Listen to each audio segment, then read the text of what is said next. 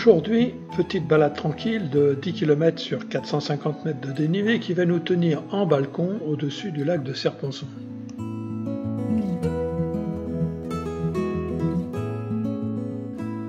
Nous sommes à Réallon, au pays des Trafans, et nous allons rejoindre le lac de Saint-Apollinaire via la cabane de Joubel. La petite station de Réallon attend la neige pour ouvrir à Noël.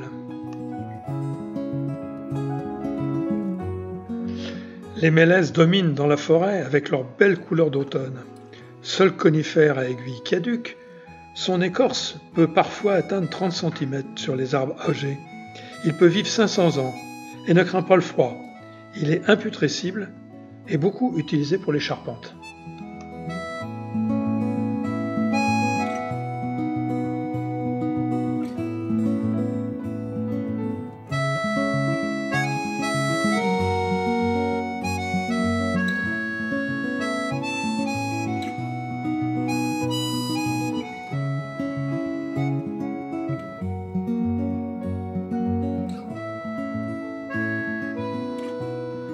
Le lac de Serponçon apparaît et on aperçoit la chapelle Saint-Michel, l'emblème de Serponçon.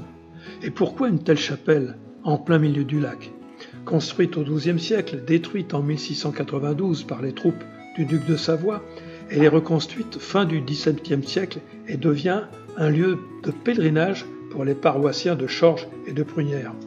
Avec les travaux titanesques du barrage de Serponçon, la chapelle doit être détruite, comme le village de Savines. Mais la cote de la chapelle est légèrement plus haute que le niveau maximum de l'eau prévu. La mobilisation de la population va la sauver. C'est le monument le plus photographié des Hautes-Alpes.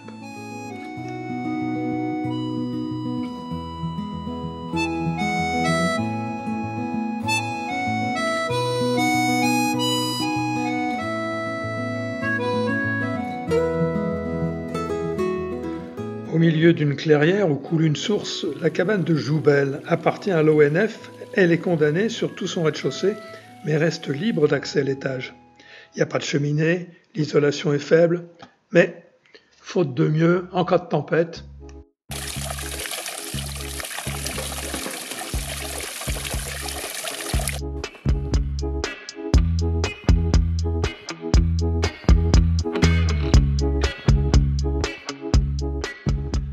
descente vers le lac Saint-Apollinaire. Le débardage des coupes de bois a complètement défoncé les chemins.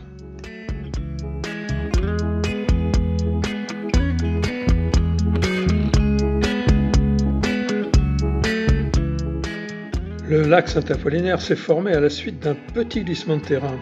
Il couvre une surface de 5900 m².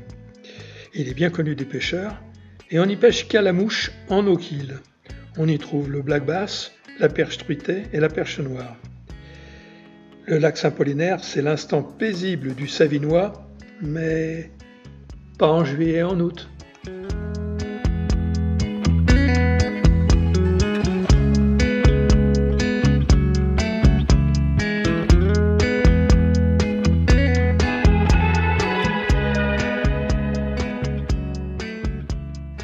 Et nous, on le préfère quand il est comme ça.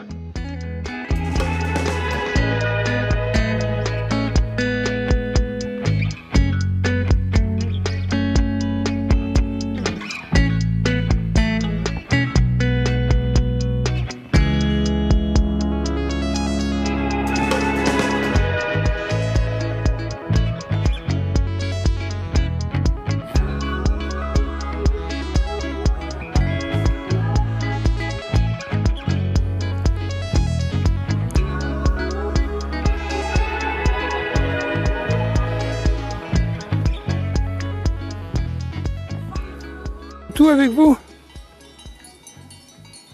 Où est le chien? Où est votre gardien? Là, il y en a des marrons. Où est-ce qu'il est votre gardien?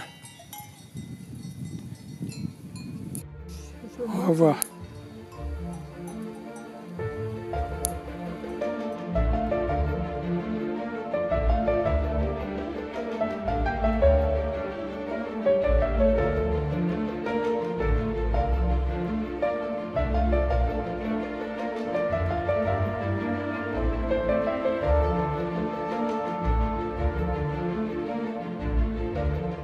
Alors pourquoi appelle-t-on les habitants de Réallon des Trafans? Eh bien, au Moyen-Âge, suite à une nouvelle remise en cause des communs du mandement de Savines par le seigneur du lieu, des Réallonnais, excédés, précipitèrent leurs brebis dans le ravin au pas du lait.